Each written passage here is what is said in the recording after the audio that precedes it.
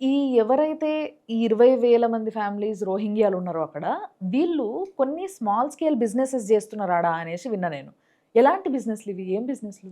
ఏమంటే పాలకూరు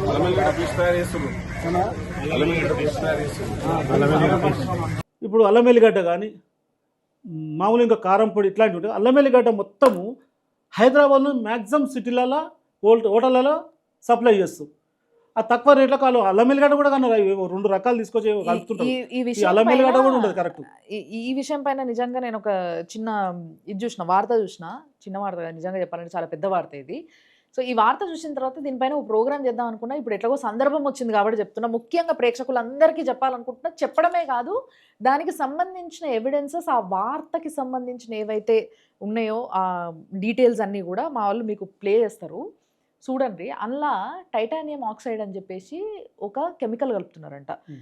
అల్లం ఎల్లిగడ్డల అల్లం ఉండదు, ఎల్లిపాయలు ఉండవు, కానీ ఓన్లీ టైటానియం ఆక్సైడ్లో సమ్ పసుపు ఏదో రంగు కోసం వేసేస్తున్నారంట, తయారు చేస్తున్నారట. హైదరాబాద్లో ఉన్న మ్యాక్సిమం రెస్టారెంట్స్లో చాలా వాటిలల్లో ఇలాంటి అల్లం ఎల్లిగడ్డ పేస్టే పోతుందంట. వాళ్ళు అన్ని వంటలల్లో అదే వాడుతున్నారంట.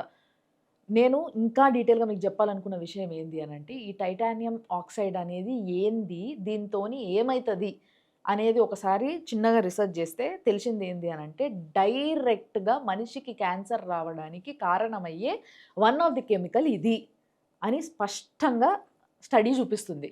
కాబట్టి జాగ్రత్త. సో ముఖ్యంగా ఇప్పుడు దానికి ఎవిడెన్సెస్ కూడా ఇక్కడ నుంచి అన్న దగ్గర నుంచి వచ్చినాయి కాబట్టి, అంటే మ్యాక్సిమం ఇక్కడ ఎవరైతే ఈ రోహింగ్యాలు ఉన్నారో వీళ్ళంతా ఈ బిజినెస్ మొత్తం అంతా కూడా వాళ్ళే చేతిలో పట్టుకొని కూర్చున్నారంట. మొత్తం అంతటా కూడా వాళ్ళు అల్లం ఎల్లిగడ్డ సప్లై చేయడానికి. బట్ అది అల్లం ఎల్లిగడ్డ కాదు. చూడ్డానికి రుచి, రంగు, వాసన అన్నీ దానిలాగానే ఉంటాయి. చాలామంది ఇంట్లల్లో కూడా చేసుకోనికి బద్ధకమై ఈ మధ్య తీసుకొచ్చుకొని అదే వాడుతున్నారు ఇంట్లల్లో. జాగ్రత్త. ఏదైనా మనకి ఈజీ అయింది. మనమేమో ఒక పద్ధతిగా ప్రాపర్గా పోవాలంటే మనోళ్ళకి అంత ఇబ్బంది అవుతుంది. వానికి అన్నీ ఈజీ అయినాయి. ఏ ప్రాబ్లం ఏది చేయాలన్నా ఈజీ అయింది. వానికి నిజంగా చెప్తున్నా, అక్కడ ఉన్నోళ్ళకు ఇప్పటికీ నేను చెప్తున్నా, నా మహేశం కాన్స్టిట్యూన్సీలో నేను సూటిగా అడుగుతున్నా, ఇక్కడ ఉన్న ఎమ్మెల్యే గారు కానీ ఇక్కడ ఉన్న గవర్నమెంట్ను, హిందువులు ఉన్న ప్రాంతంలో ఎంతమంది ట్యాక్స్ కడుతున్నారు పర్ఫెక్ట్గా, ఒక వర్గం ముస్లిం ఉన్న దాంట్లో ఎంతమంది ట్యాక్స్ కడుతున్నారు చెప్పగలిగే ధైర్యం ఉంది ఆయనకు. మన ప్రాంతంలో రోడ్లు వేయాలంటేనేమో అడిగి మన చెప్పులు అరుగుతున్నాయి, వాళ్ళ దగ్గరనేమో రోడ్లు క్లియర్ ఉంటాయి. వాళ్ళకి ఎప్పుడన్నా వాటర్ ప్రాబ్లం రాగా చూసినాక, ఆ ప్రాంతంలో వాటర్ ట్యాంక్ బాగా చూసినప్పుడన్నా వాని కృష్ణా వాటర్ మర్యాదపూర్వకంగా మంచిగా వస్తుంటాయి, మనకు రావు. ఇది నిజంగా ఆ ప్రాంతంలో ఉన్న ప్రజలు కూడా గ్రహించాలి. పోరాటం చేస్తున్నాం, పోరాడుతున్నాం. నిజంగా నాలాంటి వాళ్ళు వచ్చినప్పుడు న్యాయం జరుగుతుందని నేను అనుకుంటున్నాను. మా భారతీయ జనతా పార్టీ వచ్చినప్పుడు న్యాయం జరుగుతుంది. మీరు నిజంగా అబ్జర్వ్ చేయండి, ఆ ప్రాంతంలో ఎక్కడ పోయినా ఎప్పుడన్నా మీరు ట్యాక్స్ కట్టంగా తిన్నారా?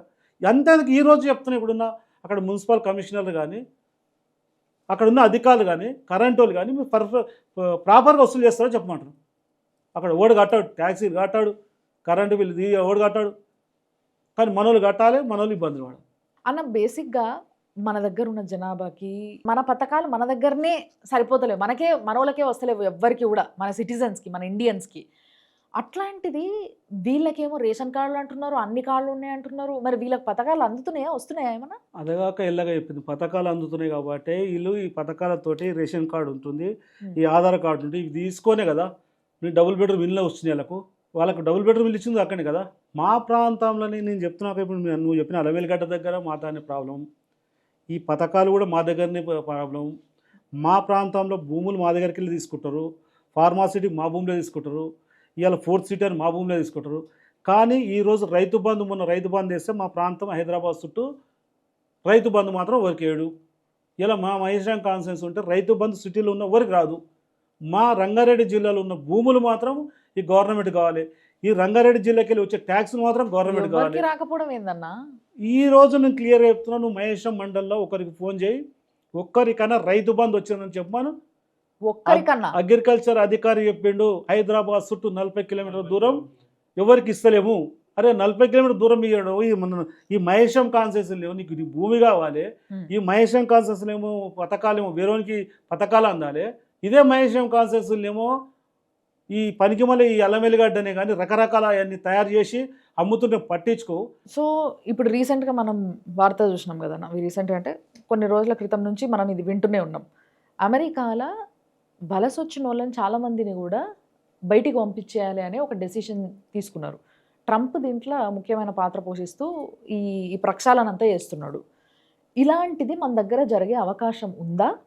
ఒకవేళ అయితే ఎట్లుంటది? ఎప్పుడైతది? ఇప్పుడు ట్రంప్ మన పిల్లలు పోయాడు చదువుకుంటే సరే వాళ్ళకు మళ్ళీ రానికి రిటర్న్ డబ్బులుండో లేకునో కొంతమంది పాస్పోర్ట్ అయిపోయి ఉంటే వాళ్ళకు దొంగలాగా చిత్రించి వాళ్ళకి బేడీలేసి వాళ్ళొక ఎంత అంటే దేశదోపిడీ కంటే ఎక్కువ వాళ్ళని పంపిస్తారు.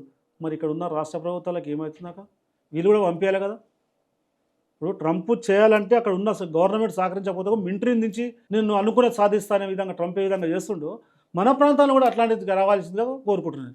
మన ప్రాంతంలో కూడా ఆ విధంగా రావాలని కోరుకుంటున్నాను. మన ప్రాంతం పిల్లలు మనకు జాబులు కావాలి, మన ప్రాంతంలో మనకు పథకాలు చెందాలి. ఈ బయట దేశాలకు వెళ్ళి వచ్చిన బయట దేశాలకు వెళ్ళి వచ్చినకు ఏ పథకం అందొద్దు, వాళ్ళని ఇమ్మీడియట్గా పంపించాలని కోరుకుంటున్నాను గవర్నమెంట్. ఇప్పుడు అమెరికాలో రిచ్ కంట్రీ అందరూ తెలుసు, ప్రపంచ దేశాలు మొత్తం తెలుసు, రిచ్ కంట్రీ మస్తు డబ్బులు వాడొస్తుంటుంది, మొత్తం అందరం పంపిస్తుండు. పాకిస్తాన్ కానీ ఇండియాను కానీ చైనాను కానీ ఎవడున్నా టైం అయిపోయిందంటే పంపించేస్తాడు.